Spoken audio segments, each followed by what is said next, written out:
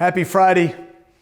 Mayor Dan Pope with a weekly update. I trust you've had a great week.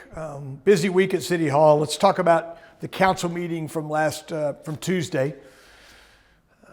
We had about 4 hours of work session and then a long meeting after that. A couple of things I want to point out from work session. One is the consultant that's going to be doing our parks master plan was in town.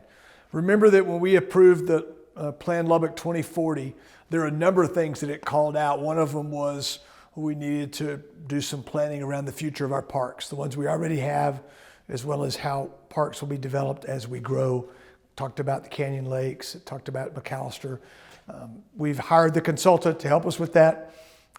He came and explained to us what that process will look like. It's very much worth watching. I hope you go catch it on video on demand. Most importantly, we got the final report from the Future Needs Committee, and we accepted their report, the scope of their report. Once again, that's Fire Station 20. It's to accelerate our efforts on paving dirt streets.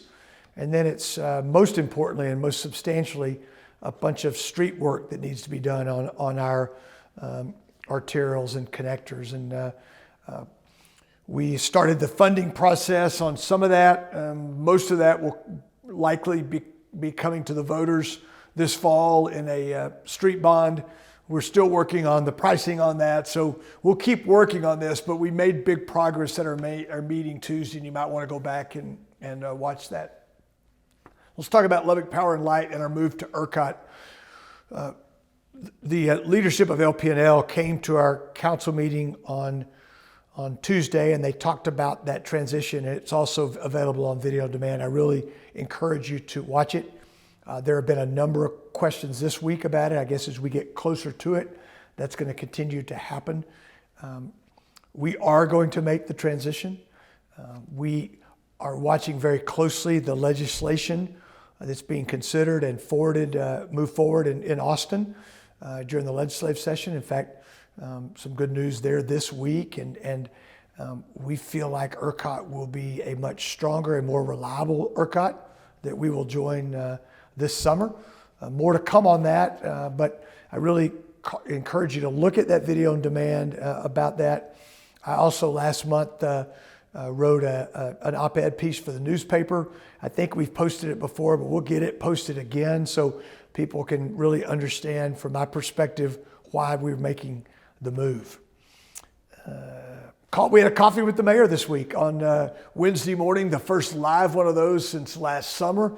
It was well attended. We got a lot of great feedback from citizens. It's good to get back in the groove of doing those kind of things. Last night, the Charter Review Committee met. That was their second public hearing.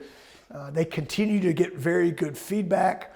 Remember that if you didn't come to the hearing, you can email your feedback in. They'll be reporting to us in early June with their recommendations. We look forward to seeing what they have to see, and we're glad that it's important to so many citizens. I think the best thing I've seen this week was on Monday afternoon, I got a pie in my face to celebrate the 100,000 doses that we actually accomplished last week at the Civic Center. We continue to do a nice job on the vaccine clinic, and we'll keep doing our very best. We've paused this week on the J&J vaccine. We expect it to be back soon, but we have plenty of doses, so please don't hesitate. Come get your vaccines.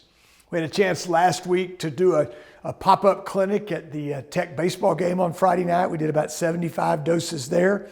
We will continue to do those around the community. We want to take the vaccines to people. One of the folks that came to the baseball game last week said that the only way he could get his father, the only way he would promise to bring his father to the game is if he would get his shot.